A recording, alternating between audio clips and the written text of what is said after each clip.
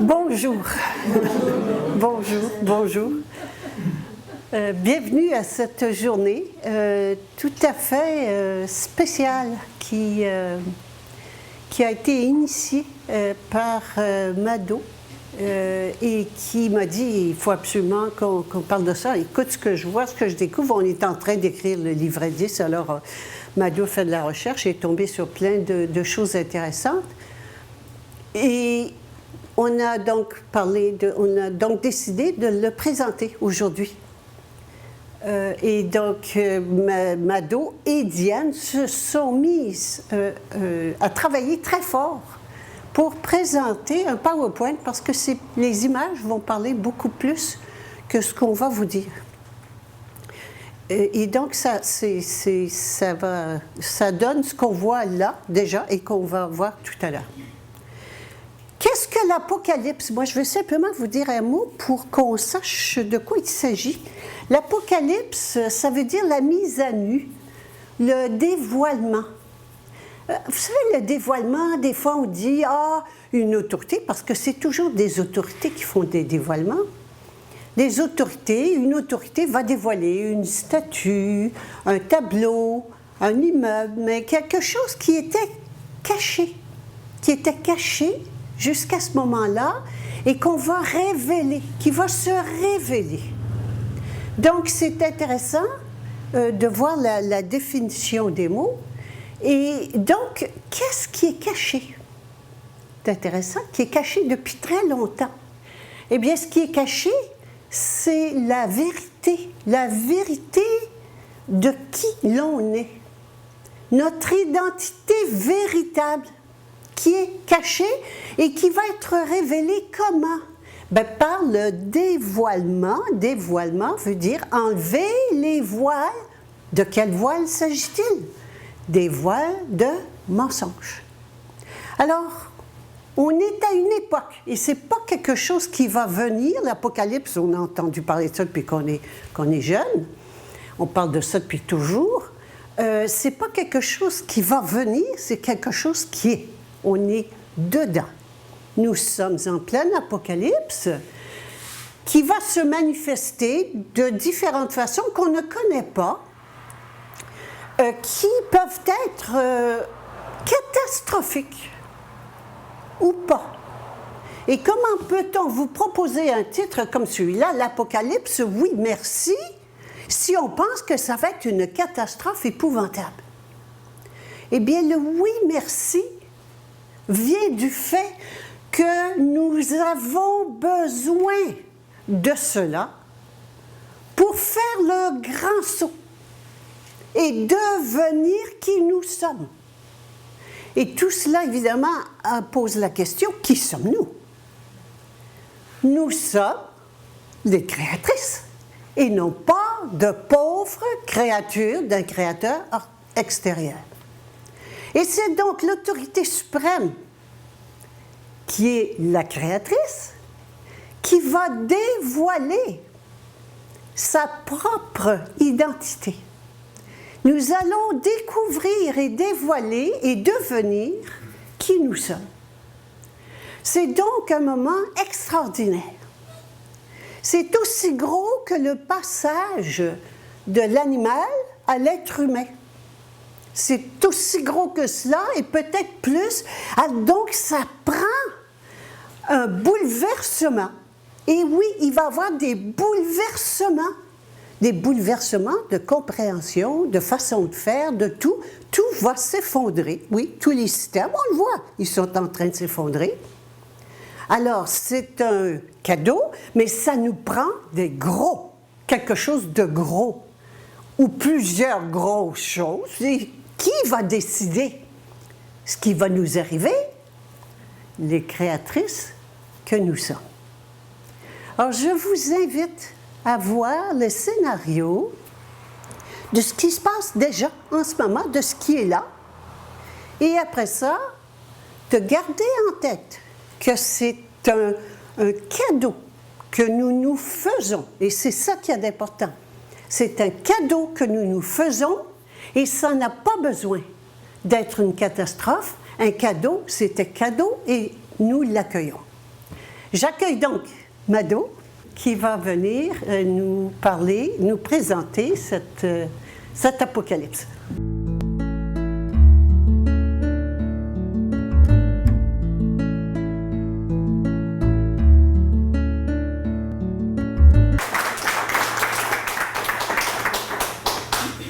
Bonjour tout le monde.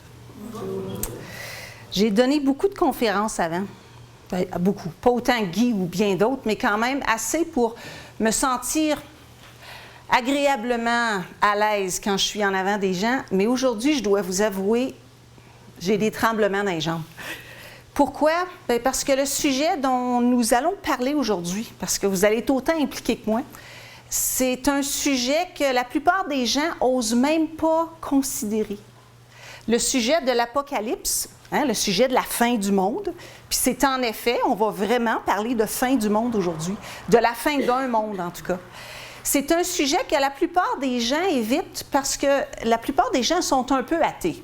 On a été élevés dans des écoles où la chrétienté ou le catholicisme a été mis de côté. Et puis, on s'est retrouvés devant la science. Alors, on est toutes des scientifiques athées, dans le fond des tripes.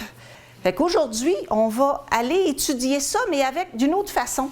On va l'étudier comme un enfant qui arrive sur la planète Terre, puis qui regarde ça, puis dit « Comment ça marche ici? » Alors, essayons juste de mettre de côté notre vie d'avant, puis de voir franchement, qu'est-ce qui se passe sur la planète en ce moment?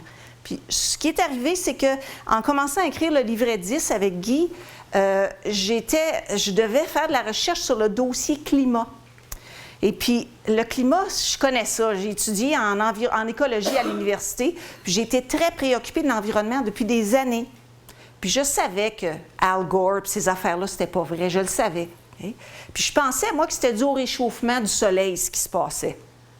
La plupart des moutons noirs, on a comme compris ça, que ce qui se passe sur la planète, c'est pas le CO2 qui vient de votre automobile, puis c'est pas les flatulences des vaches, c'est pas ça, là.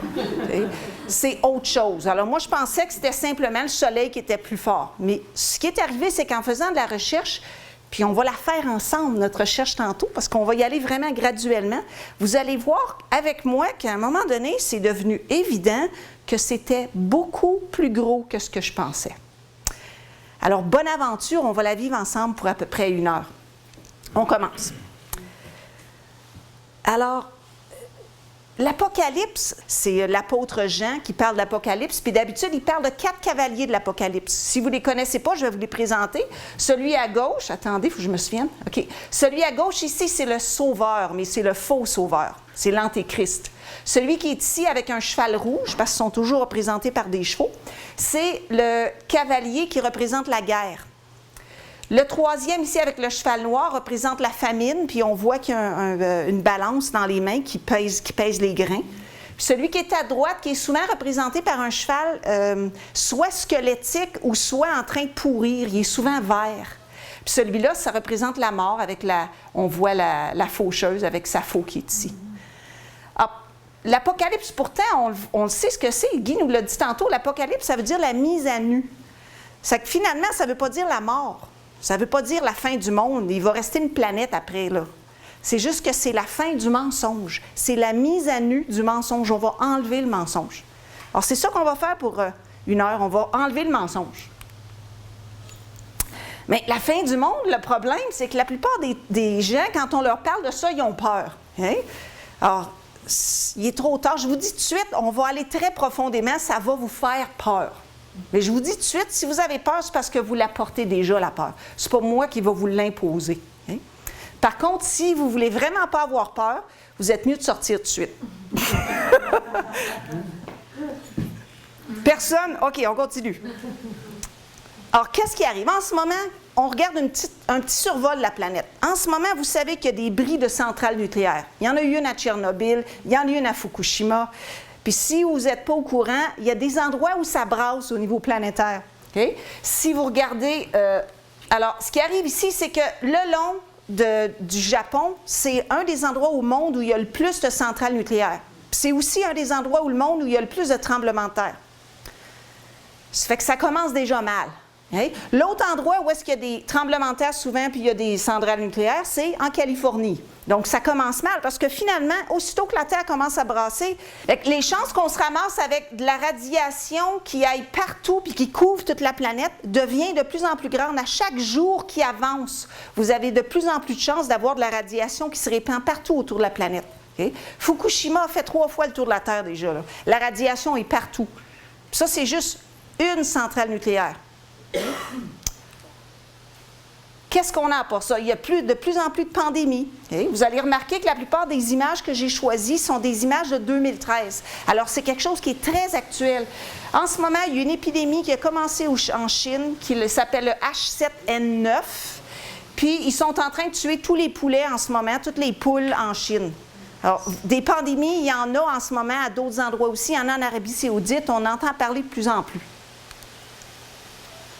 Il y a aussi des maladies chroniques. J'ai pris un exemple parmi des centaines que j'aurais pu. Celui-là, ça représente les cas d'autisme. En 1970, il y avait un cas d'autisme par 10 000 enfants.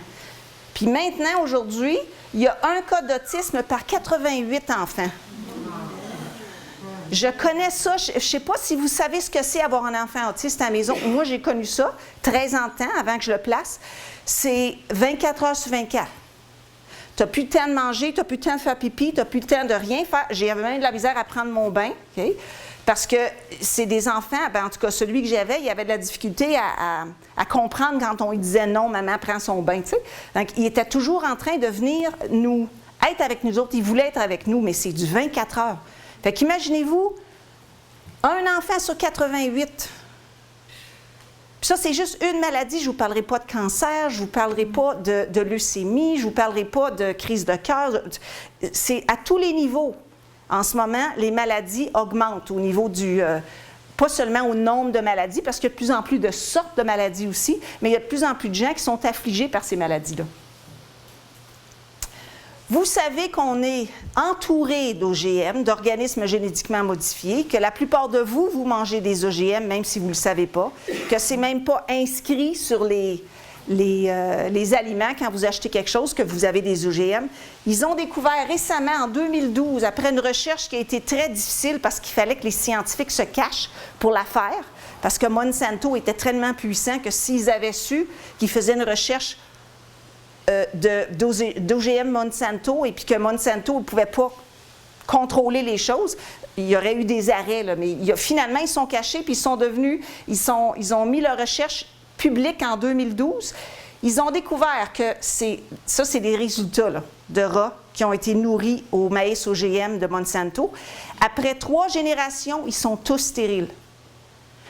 Mais réalisez, là, la population humaine en ce moment, on mange des OGM.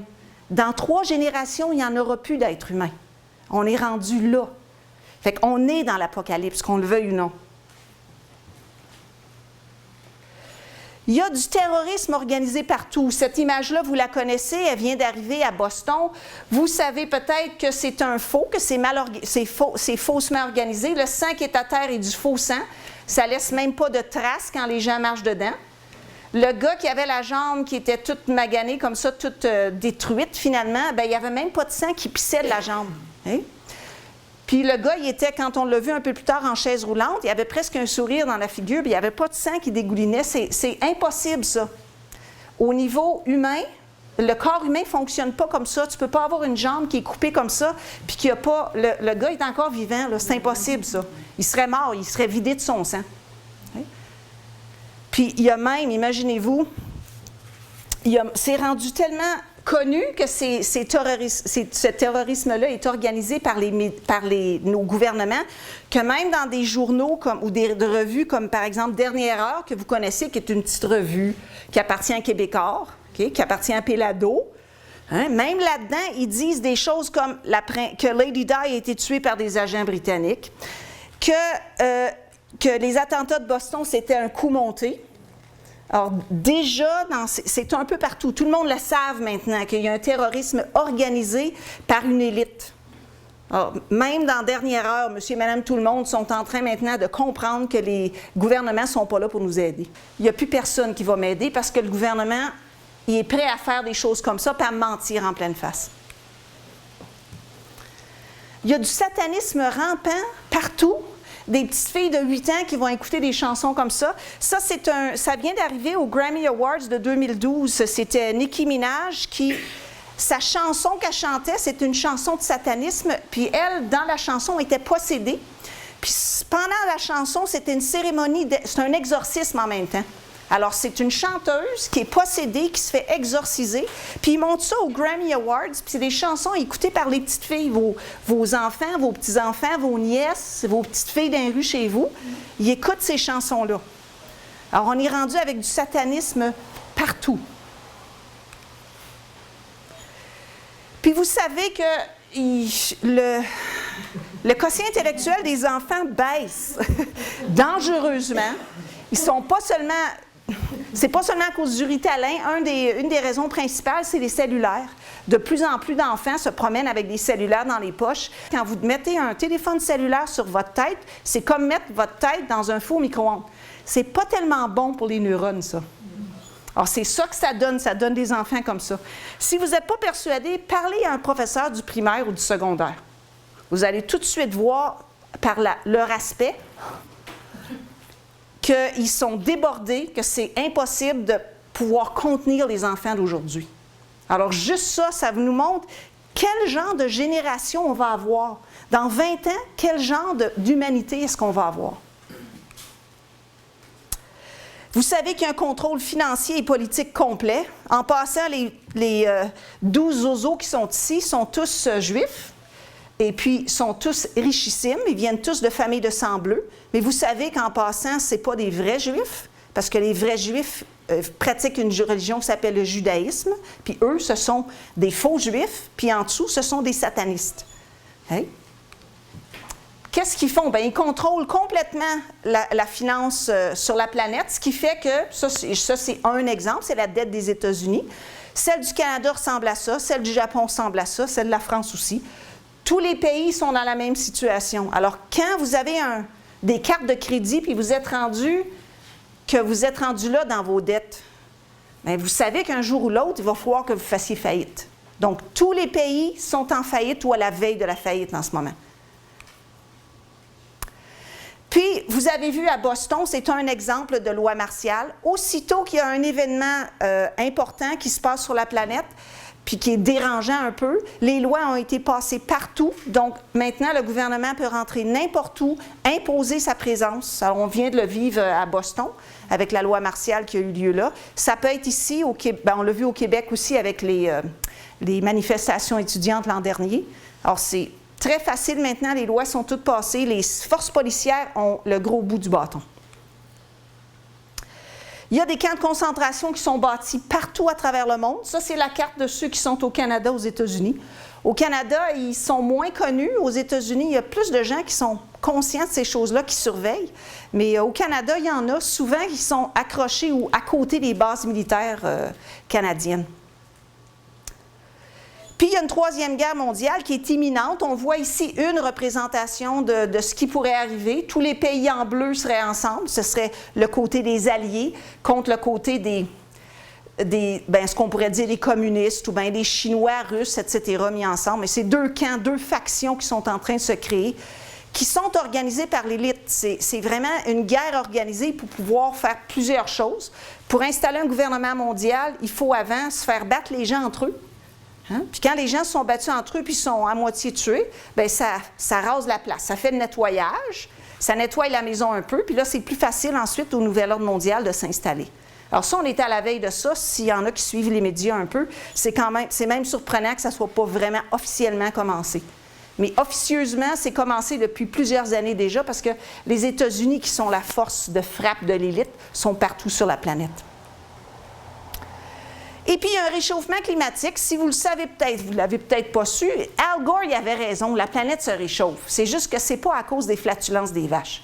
Okay? Ce n'est pas à cause du fait que vous avez du fréon dans votre réfrigérateur. C'est autre chose. Mais une chose est sûre, c'est que le réchauffement climatique mondial est une réalité. On a juste à aller voir, vous prenez Google Maps, vous allez voir le pôle Nord, puis vous allez voir tout de suite le pôle Nord des années d'avant puis des années qu'on a aujourd'hui. Puis vous voyez tout de suite, c'est très visuel, il y a quelque chose qui se passe sur la planète.